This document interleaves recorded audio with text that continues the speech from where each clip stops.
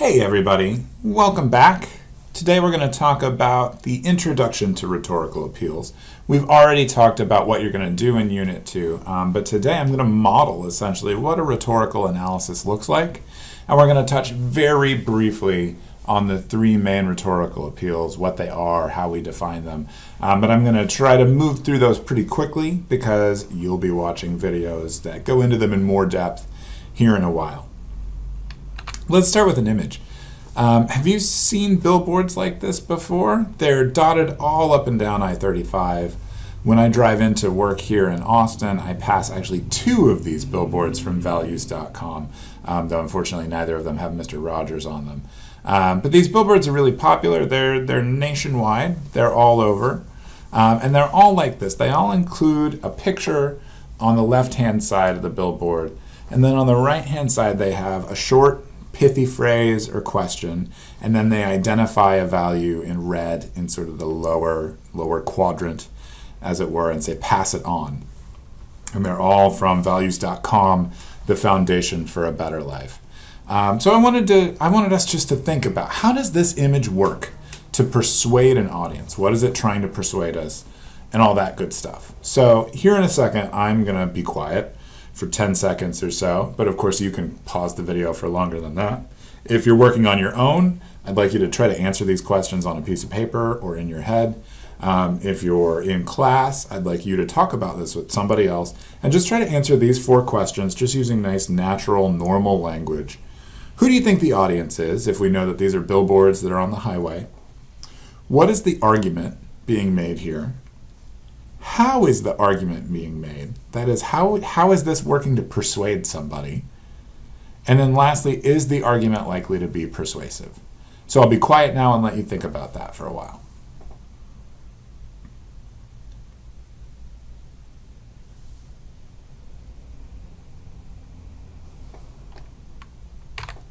Okay, so we're going to table that discussion of thinking about that and come back to it in a minute after we talk about the rhetorical appeals. Every persuasive argument uses 3 rhetorical appeals in order to persuade an audience. This idea of the 3 rhetorical appeals is foundational in rhetoric. This has been around since Aristotle wrote his work on rhetoric in, I think, the 4th century BC in ancient Greece. So this is just a basic part of it. Most likely you've heard of these before. There are 3 different appeals. There's the appeal to ethos, or the ethical appeal. And that speaks to the apparent moral character of the speaker. And again, we'll talk more about this in our video on ethos. There's also logos, which is the claims, proofs, and warrants in the text. Essentially the logical structure of how a text is established. And there's pathos, the emotions or moods of the audience. I like to think of a good model for a rhetorical analyst as being Sherlock Holmes. If you've read your Sherlock Holmes, if you've seen either the BBC adaptation, which is pictured here, or some of the other adaptations around, you might remember that Sherlock Holmes is not just the world's greatest detective, but he's also a scientist. He's also someone who can break things down into their constituent parts. Throughout the stories, he's always doing chemistry or like weird biology in the background of the stories while being very rude to Watson, and generally being sort of arrogant and off-putting. So he's not, a great role model in terms of personality, but he's a great role model in terms of thinking through how to solve problems. Because a rhetorical analyst has to be like Sherlock Holmes in multiple ways. First off, they're a scientist. They're analyzing, right? We talked about this in a previous video, but an analyst breaks things down and labels the most important parts, right? So as a rhetorical analyst, you've got to be thinking about how all these different parts fit together. All the things that we talked about in Unit 1, questions of stasis, questions of audience, questions of rhetorical community, questions of kairos and exigence, those don't go away. You still need to be thinking about those and labeling how they work. But now you also have to add logical appeals, emotional appeals, ethical appeals. So you have to put your scientific cap on and think through how to make all these work. But you're also a detective, which is to say you're going to investigate all these things. So let's come back to this. Let's take a look at this and let's analyze this text together. I'm going to walk you through what I think, and I hope that you kind of refer to what you wrote down, what you talked about with a partner or in class, and let's see where we align, and you can think about where your interpretation is different and why your interpretation might be different. That's one important thing to say, is that the field of rhetorical analysis is like so many things in humanities. There isn't a right answer. There are wrong answers, but there's no one single correct answer. There's no one single way to rhetorically analyze this particular image. So all I can do is show you my process, point out some places where you can go wrong, like where you can be incorrect, and then give you a sense of like what the field is like. So first things first, when I look at this image, I notice down in the bottom right-hand corner, right, it says values.com, and in really small print, you kind of have to squint your eyes at it. You can see that it says the foundation for a better life. I always follow websites if they're listed on something. I try to find out more about them. I try to find out more about who created this, right? The first thing that we need to think about in a rhetorical analysis is the audience. And if you've got a website, oftentimes they have places where they talk about the audience.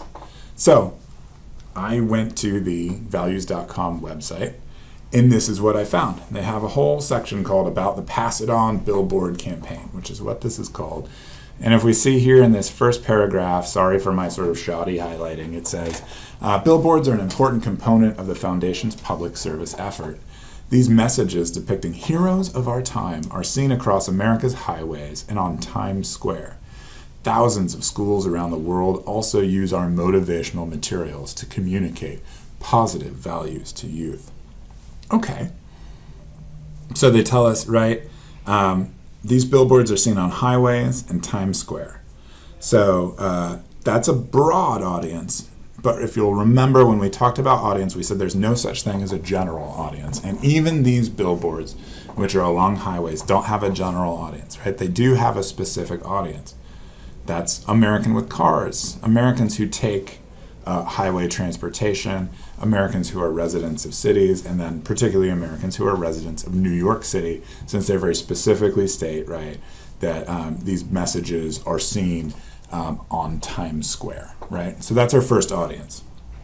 The website also tells us that schools around the world use these as motivational materials. So we know that there's a second intended audience, at least, which is K through 12 students in English-speaking countries. So we need to keep both those audiences in the back of our mind as we start to think through the rest of this rhetorical analysis. We need to always be thinking, how would these appeals, how would these things work for audience number one and audience number two? Okay, logical appeals. I'm going to start with these because I think they're the most difficult here. There's no direct argument stated here. So we know that it's an indirect or an unstated argument. And as best as I can parse it, just doing that quickly, I would say that it means friendship is an important value worth passing on to others. When we have a logical appeal like this, a claim like this that has no other substantiation, we want to ask ourselves why. If there's no stated answer, we want to ask why. Even if there is a stated answer, sometimes we want to ask why. So here we can draw some conclusions, and later we'll call these warrants. Unstated conclusion number one, friendly people make good neighbors. Good neighbors make strong communities. Number two, acquiring the value of friendship can provide us with a better life. Number three, we should encourage others to be friendly so that their lives are made better. These are just some of the sort of unstated assumptions that must be working in this in order for it to make sense to an audience. And that doesn't mean that an audience would pass this by and think in their head, oh, friendly people make good neighbors and good neighbors make strong communities. But it does suggest that an audience would be likely to sort of come to that assumption without doing too much thinking about it. So there's an important thing to observe about logical appeals here. The argument is really indirect. We have to do a lot of work to put it into words. Whoever made these billboards isn't giving us just, boom, an argument in words or in a visual that's easy for us to take away. It relies on our willingness to use our cultural associations, and it relies on our willingness to work through our assumptions around the idea of friendship. So we can figure that logos, that logical appeals, probably isn't the most important or primary appeal of this text for the audience. Emotional appeals, also known as appeals to pathos or pathetic appeals. This has got a big image of Mr. Rogers. I don't know if you remember Mr. Rogers. You see, I ask here, right? Do students today know who Mr. Rogers is? He was the host of a popular children's show that ran from sometime in the 60s through into the 1980s. I can remember watching Mr. Rogers at my babysitter's when I was just a kid. If the audience watched the Mr. Rogers show, they probably watched it as children. It's unlikely that it held their interest as teenagers or as people in their 20s or as adults. So there's an emotional appeal there to nostalgia and to the good memories that we had of childhood. And maybe it brings back our childhood friends. Maybe for some people in the audience, it brings back the neighborhood that they grew up in. Maybe that's a place where they felt particularly safe, where they felt like they particularly knew everybody. So, for certain constituents of audience number one in particular, these appeals might be really effective. They might really work as you drive by to be cast back sort of into that mindset of when you were a child and when the world seemed maybe a little simpler to you. You guys are going to have to be the experts as K through 12 students right now. I don't know if you guys know who Mr. Rogers is or not. So you'll have to decide, would this emotional appeal be successful for them? I kind of lean towards the idea that most students today don't really know who Mr. Rogers is, but I could be totally wrong on that. Okay, ethical appeals. So there's an ethical appeal that they're trying to get us to make here, which is by displaying Mr. Rogers, they're trying to make us think about what a person of good character he was, and that the rhetor is trying to associate their character with his. But we don't want to get confused and think that Mr. Rogers is the rhetor, is the person making this argument, because he's not, right? It's a group that's making this argument. It's a group that owns values.com, and it appears to be the foundation for a better life. So we need to learn more about who these people are. Who is the foundation for a better life? Okay, a lot packed into this slide. You can see that I've tried to label things like 1, 2, 3, and they kind of go counterclockwise, starting from the left. So starting with 1, this is what it says on their website. If you just look at who are the foundation for a better life. They say this: the Foundation for a Better Life creates public service campaigns to communicate the values that make a difference in our communities. These uplifting messages, utilizing television, movie theaters, billboards, radio, and the internet, model the benefits of a life lived by positive values. We believe that people are basically good, but sometimes just need a reminder. We also believe that the positive values we live by are worth more when we pass them on. Well, geez, that sounds nice, right?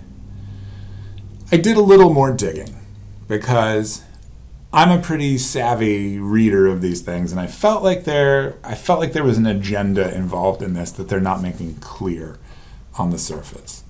So I came to number 2. They have a bunch of questions. It's a drop-down menu, and you can expand them. And one of the questions that they say they're frequently asked is, does the foundation have any religious or political affiliation? I will not read the whole thing. I'll just read these first few sentences that I highlighted. No, they say, the Foundation for a Better Life is not affiliated with any religious or political viewpoint, either formally or informally. We do not endorse any particular political party or religion.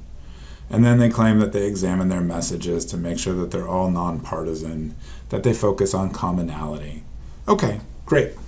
So again, this is a statement that they make about themselves. But as with any good detective, we have to take into account all the data and all the information that we get. And that's where we come to number 3. Number 3 is actually the tail end of the question right above it on the drop-down menu, which is, how do you get your funding?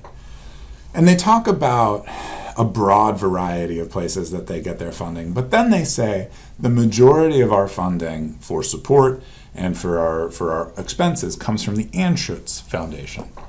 And here's what they say about that. The Anschutz Foundation was founded over 25 years ago.